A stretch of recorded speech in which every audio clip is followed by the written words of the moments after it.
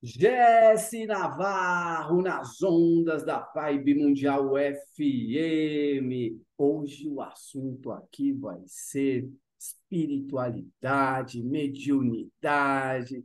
Hoje tá um daqueles programas do jeito que você gosta. Você que gosta de falar sobre incorporação, Exu, visões, terapias.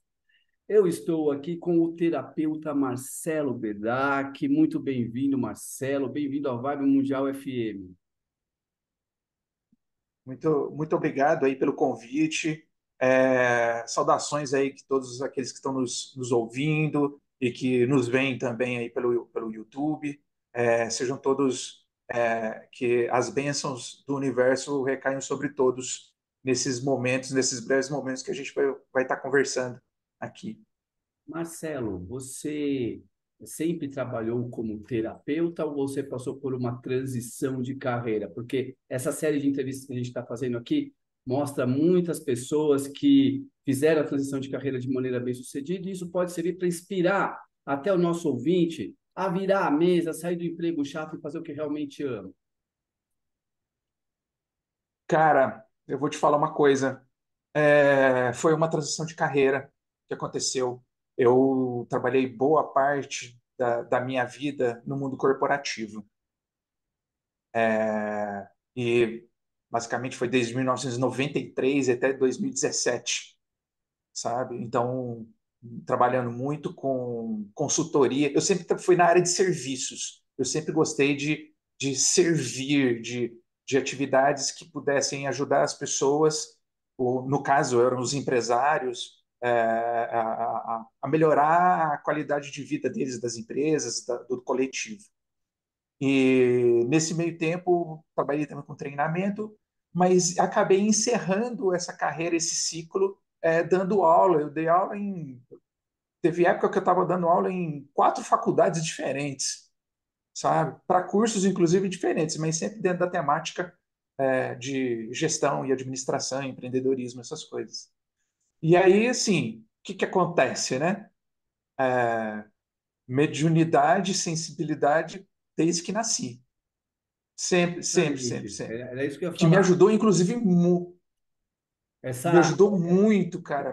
A gente está vendo assim muitas pessoas vindo do mundo corporativo com o lance da mediunidade. Antigamente a gente via o lance, não, mediunidade é uma coisa de um pessoal mais de humanas, se bem que a administração não deixa de ser humanas, mas é de um pessoal mais É, filosófico e menos burocrático. Hoje não, tem um povo que está vindo mesmo da parte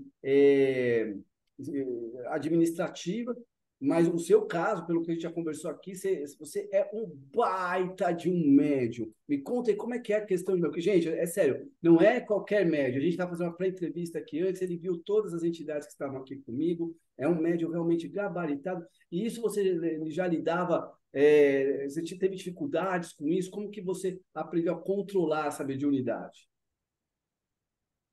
cara, olha, sempre foi uma coisa muito natural. Meus pais espíritas, minha mãe mais espírita, meu pai já é mais neutrão, mas sempre foi tratado com muita naturalidade em casa, sabe? E aí, quando eu estava entrando na adolescência, eu comecei a frequentar um centro espírita kardecista na época, e quando eu vi, com 14 anos, eu já estava conduzindo trabalhos públicos, sabe? Com quantos anos? E 14 anos, cara. Com 14 anos você já dava palestra no 14 centro anos. espírita? É, com 14 anos. Então, isso já era uma coisa assim, muito natural, fluía assim, de uma forma assim, muito. Era um flow, sim, de uma forma muito natural, tudo isso acontecendo. Mas eu tive passagens também pela Umbanda, pelo Candomblé, sabe? Inclusive de trabalhar, uma época Mas isso já depois como adulto, né? Na fase adulta. Entrar na corrente mesmo e tal, receber as entidades e tal. Isso tudo foi, de certa forma, me enriquecendo muito, sabe? Então, eu tenho uma base, teórica que me explica tudo isso que acontece comigo, e o conhecimento, ele proporciona segurança, sabe? Então, quando você pergunta assim, como é que você lidou com disciplinar ou tratar essa mediunidade para ela ficar, é, não digo controlado, mas gerenciável, tá? Antes de mais nada, conhecer, tá? Conhecimento é básico. E dentro do que a gente tem hoje à disposição, de forma confiável, eu te falo assim que dentro do espiritismo kardecista tem uma base de conhecimento bastante confiável que qualquer pessoa que tenha sensibilidade é só pegar e estudar. Começa por aí, para entender como é que funciona todo o mecanismo, como é que funciona essas coisas, que é o nosso corpo, o que é o nosso perispírito, enfim. Então, essa é a base. Agora, eu tenho um porém muito interessante que a gente não conversou isso em off antes, cara. O exercício e a prática disso aconteceu numa época que eu estava, quando eu já estava dando aula na faculdade, e um colega meu me chamou para a gente fazer yoga no lugar que ele fazia. Falei assim, nunca fiz, vou lá experimentar. Aí acabei descobrindo que naquele lugar, inclusive o instrutor, o mestre Yogi, que conduzia ali conduzia as aulas, depois ele me confirmou, pouco tempo depois. E, em paralelo, acontecia um trabalho espiritual muito grande. Então, todo o meu desdobramento prático de consolidação da minha mediunidade aconteceu durante 2 anos naquele espaço. E ali, projeção astral acontecia coisas assim de. Faz de conta que nós dois a gente estava fazendo, estava no mesmo horário, fazendo os asanas lá da yoga. E no momento da meditação, a gente fazia entre essas, umas brincadeiras de eu sair do meu corpo e ir para o teu corpo e olhar através dos seus olhos. Isso a gente conseguia fazer um E, com o outro. Então, essa coisa, com todo aquele aparato espiritual muito sério, um trabalho muito sério. Tanto é que depois esse cara ele mudou daqui, que eu moro em Berlândia, ele mudou daqui, e eu preferi não dar continuidade, eu continuei sozinho isso depois. e Entendeu? Depois que o portal abriu. mas exatamente, para isso se transformar num atendimento, como você trabalha hoje profissional, o que aconteceu? Houve um chamado, houve uma entidade que falou, você precisa trabalhar com isso. Uhum. Cara, infelizmente eu caí na regra do se não vai pelo amor, vai pela dor. Então, eu fui pela dor também. O que aconteceu que realmente fechou o meu ciclo nessa área de gestão? Eu tive um burnout dando aula, surtei, tive um problema, e aí eu tive que correr atrás para poder resolver toda essa questão. Eu tive que tomar medicamento, ficar um bom tempo com tratamento e tal. E aí o próprio chamado, a própria espiritualidade foi conduzindo. Ninguém me falou, foram me conduzindo paulatinamente. Primeiro eu fiquei um período trabalhando como voluntário, porque eu ainda tinha aquele mindset, eu tinha aquela coisa de que espiritualidade é uma coisa que tem que ser gratuita, né? Que é uma coisa religiosa, que é uma coisa.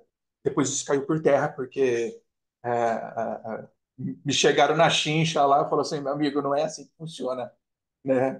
O jogo é diferente. E aí, em 2017, falei assim: não, agora vamos encarar. Eu tenho muito conhecimento, eu tenho muito background, eu tenho muita coisa. Está na hora, não é mais buscar mais curso, mais conhecimento e mais buscar equilíbrio. Eu acho que agora é o momento de agir. Isso foi natural.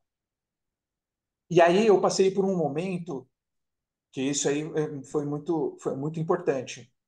Quando a gente começa a fazer um movimento de despertar, algumas das suas sombras elas se levantam, inclusive inimigos espirituais. que inclusive tinham te esquecido. Mas na hora que você começa a levantar, eles se levantam também. E aí, no primeiro momento, eu tive que enfrentar esses inimigos espirituais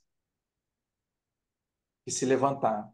E são inimigos assim de milênios. Não é um obsessor de uma encarnação passada. E aí eu fui descobrindo várias coisas a respeito da minha trajetória espiritual ao longo de alguns milênios, sabe?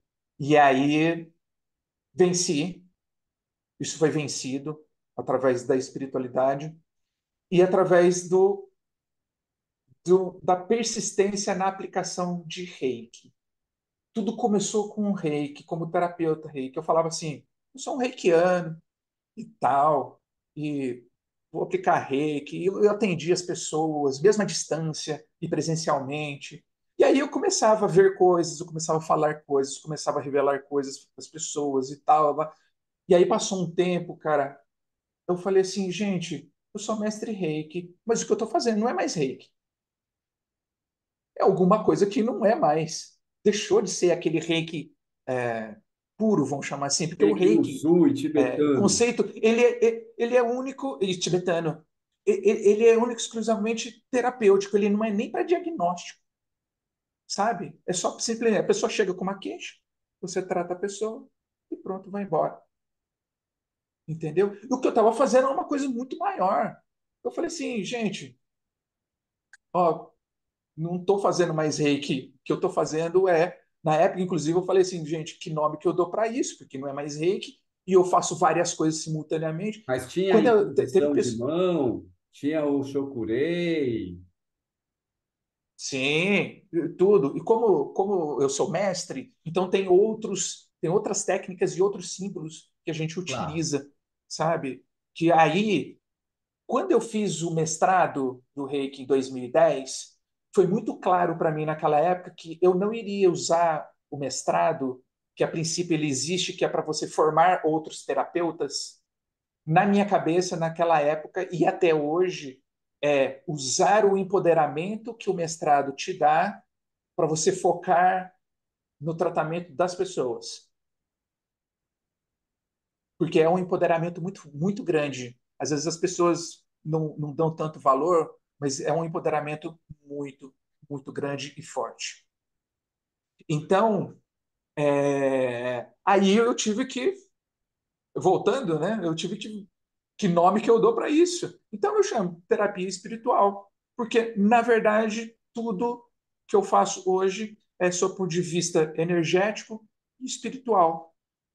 Também tem impacto físico? Tem, tá? Porque eu consigo atuar nos três planos por conta, boa parte também do reiki, entendeu? Então, por exemplo, se eu chego, você está me falando que você tá com uma enxaqueca agora, é, sem falsa modéstia, 3 minutos, 5 minutos, a enxaqueca vai embora,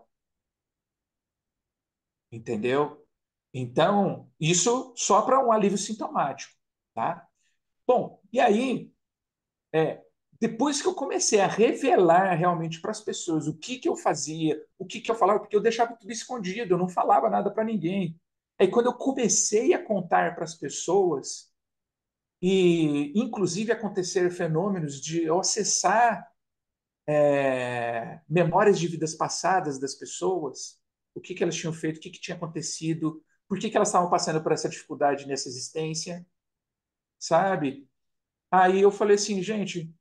E aí, conversando com outros colegas terapeutas, eu conversei uma vez com uma colega, ela falou assim, eu descrevendo, falando de um atendimento que eu tinha feito, né? E ela virou para mim e falou assim, nossa, Marcelo, você fez curso de apometria? Eu não sabia. Eu falei assim, ué, apometria é isso? Ela falou, é. Eu falei, ah, então tá. Só que eu não fiz curso, não. É É natural. natural. Para mim é tudo muito natural. Então, essa coisa de assim, viagem astral, tem gente que usa técnica, eu sei, essas técnicas elas funcionam, né? Varredura, tudo isso. Tem cursos que se fazem, né, para as pessoas desenvolver essas habilidades, que são habilidades que podem ser desenvolvidas naturalmente, né? No meu caso, elas vieram no pacote dessa encarnação, entendeu? Então, nesse sentido, essa é a configuração que eu cheguei terapêutica de hoje, sabe? De poder atender as pessoas observando é, os três aspectos, tanto o físico, o energético quanto o espiritual. E é claro que sempre vira e mexe aí a gente se depara, como nós estamos num planeta aí que é isso aí que todo mundo conhece, né? A gente não precisa nem ficar falando muita coisa. A gente não se depara com coisas muito boas, mas na maioria das vezes as pessoas procuram é porque realmente a dor está batendo. Então, para mim, o grande objetivo, a grande estratégia é a pessoa chega com a sua questão, chega com a sua dor, chega com o seu problema. Vamos trabalhar o alívio primeiro. Vamos aliviar. Porque com a pessoa aliviada, fica mais fácil depois de você trabalhar o aspecto da gestão emocional dela, o aspecto vibracional dela entender, compreender melhor o que levou a ela àquela situação e o que ela pode melhorar na vida dela, sabe? Porque quando a pessoa está com dor, você não consegue raciocinar. Imagina você com uma martelada no dedo e a pessoa falando para você assim: não, isso daí é coisa da sua mente. Você está cocriando essa dor. Não existe. Vou te bloquear no WhatsApp. É, Acabar com... sabe, cara? Agora me diz uma coisa, você é procurado pelas pessoas, e essas pessoas geralmente, como você falou, estão na dor e tudo. Qual é a principal queixa? Maldições, pragas, magias negras, você desmancha, recebe Exus, aconselha, lê cartas. Me conta um pouco do que a pessoa pode procurar. A pessoa aqui conversando já deu para perceber que é um médium realmente evoluído, mas que tipo de público você gosta mais de atender e tem atendido mais? Cara, quando a gente está no fluxo, as pessoas que aparecem para a gente entender é porque a gente está preparado. Então, não existe uma coisa que eu goste mais ou outra. Se você falar para mim o que eu gosto de ver uma pessoa no final da sessão sorrindo, quando no começo da sessão ela estava chorando. Eu acho que é isso.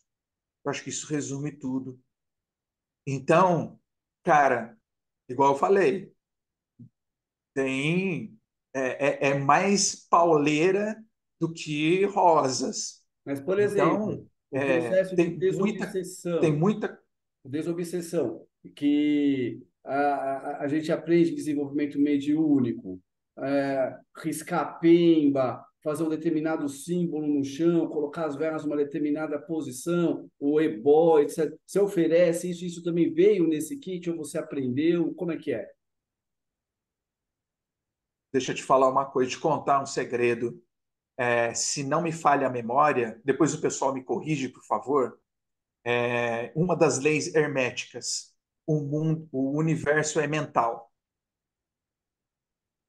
Então, eu não uso nada físico, é totalmente espiritual, mental, manipulação energética direta. Então, não existem casos, sim, que aí eu acabo funcionando como se fosse um clínico geral. Eu vou ver e a própria equipe espiritual fala, não, esse aqui precisa de uma coisa que vai ter que ser mais forte.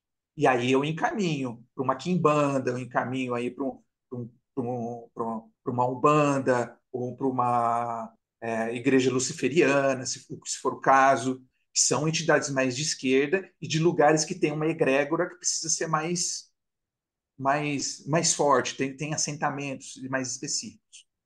Entendeu? É como se eu fosse o clínico geral encaminhando para o ortopedista. Entendi. Mais ou menos isso. Isso também acontece, tá? E aí, nesse meio tempo, você fala assim, nossa, Marcelo, mas você, entre aspas, deixa de atender? Não. Naquele momento, no primeiro momento, eu levo alívio para a pessoa, para ela conseguir chegar até para quem eu estou encaminhando. Sempre assim, sempre assim. Agora, a maioria das vezes, quando a pessoa aparece, é porque eu e a equipe espiritual que a gente trabalha estamos preparados para atender. Geralmente, aqueles casos mais pesados, eles são automaticamente direcionados para outros lugares. Entendeu? Então, o filtro, se é que a gente pode chamar de filtro, ele acontece pelo próprio universo. A própria espiritualidade faz esse primeira triagem. Acho que triagem é o termo é legal, melhor. Boa, boa, Entendeu? Então, boa. na hora que chega para mim, o primeiro dia de consulta é porque muito provavelmente vou dar conta. Quando eu falo vou, eu e a equipe espiritual. Entendeu? Interessante. Agora, Ah, coisas que acontecem demais, tá? Realmente e infelizmente. Essas amarração de amor, tá? Desmanchar isso. Amarração de emprego, sabe? E uma outra coisa, esses dois, principalmente a amarração do amor, ela mexe com uma energia, talvez eu acho que de umas mais difíceis de serem resolvidas, porque ela mexe com a energia sexual, que é a energia da criatividade. Então, ela é uma energia extremamente poderosa e é talvez uma das mais difíceis. A segunda mais difícil que eu atendo também, que é comum, são a questão das maldições familiares. O que eu estou chamando de maldição familiar? É, Uns tempos atrás, eu atendi uma família em que eu acessei o campo familiar da mulher, da esposa, e descobri que no ramo da esposa da mulher, tipo a avó, teve uma briga com uma pessoa que mexia com magia naquela época. E essa pessoa amaldiçoou até a quinta geração. E aí, para essa família atual, o filho deles, que na época estava com 5, 6 anos, ele era possuído, espíritos entravam e saíam do corpo do menino, sabe? Assim, a revelia, o menino não tinha controle, entendeu? E a mãe toda perturbada, tinha fenômenos físicos na casa, sabe? Essas coisas assim muito pesadas. Então, isso é um dos conceitos que eu dou para maldições familiares. É alguém amaldiçoar a família do outro. entendi. Outra condição de maldição familiar é, por exemplo, dois irmãos brigam entre si e um amaldiçoa o outro, a linhagem familiar do outro. Aí pode ser tios, avós, enfim, né? Desde que estejam no mesmo clã familiar, linhagem genética mesmo, inclusive. Tá? Inclusive, aí em São Paulo eu tenho duas irmãs que eu atendo justamente nessa questão, sabe? As duas simultaneamente, porque recaiu sobre as duas assim de uma forma muito pesada, em forma de doenças muito pesadas em cima delas, Muito bem, Marcelo. sabe? Então, isso infelizmente é mais comum do que a gente imagina. A gente também sabe que tem muitas pessoas que estão num corpo sem alma e muitas almas que estão aí sem corpo. Numa próxima entrevista a gente vai falar mais aí sobre Exus, Isso. sobre entidades, mas eu gostaria que você comentasse rapidamente para a gente encerrar essa entrevista sobre aquela ideia da pessoa pedir um carro para Exu e vibrar na escassez e encerrar a sua participação aqui na Vibe Mundial FM desta oportunidade, já deixando o seu arroba e o seu contato, que eu tenho certeza que muitas pessoas se interessaram por essa conversa. Beleza. É bastante comum também, né? Você vai lá no terreiro e você pede para o Exu, olha, vamos pegar o exemplo do carro que você falou, que é o mais clássico, né? Dos desejos, né? Tá, o Exu, ele vai te dar o carro. Beleza. Só que se você não vibrar na frequência da abundância que aquele carro vibra, vamos chamar assim, você não vai ficar com o carro por muito tempo. Você vai bater ele, você vai ser assaltado com ele, você vai dar perda total, você não vai dar conta de manter, nem pagar o IPVA desse carro. Então, muito cuidado na hora de pedir para as entidades de esquerda. Se tiver que pedir alguma coisa, peça e complemente o pedido, pedindo que você tenha condições de vibrar na abundância daquele pedido que você está fazendo, para você se desenvolver materialmente, Maravilha, tá? Então, Marcelo. essa é a dica que eu dou Dica para dada, lidar aí com isso. anotada. Essa eu tenho certeza que serviu para alguém que está ouvindo, que falou, foi para mim. Passa seu arroba, seu contato para o pessoal entrar em contato com você. Marcelo Bedac. Arroba Marcelo Bedac, tá? No Instagram, tá? Eu tenho um canal no YouTube também. Ele está um pouquinho desativado, mas tem algumas coisas lá interessantes, principalmente leitura de tarô, que eu uso o tarô do Osho, atualmente para ler. E é só entrar lá na bio tem as formas de contato, tem pelo direct, tem WhatsApp, né? Então pode acessar lá o meu perfil, comece a me seguir por lá, que estou trabalhando para colocar conteúdos interessantes. Inclusive, colocando cases de coisas que acontecem nos atendimentos, para que as pessoas aprendam e entendam como é que essas coisas elas acontecem e como que são esses enroscos e como que a gente desenrosca. Perfeito.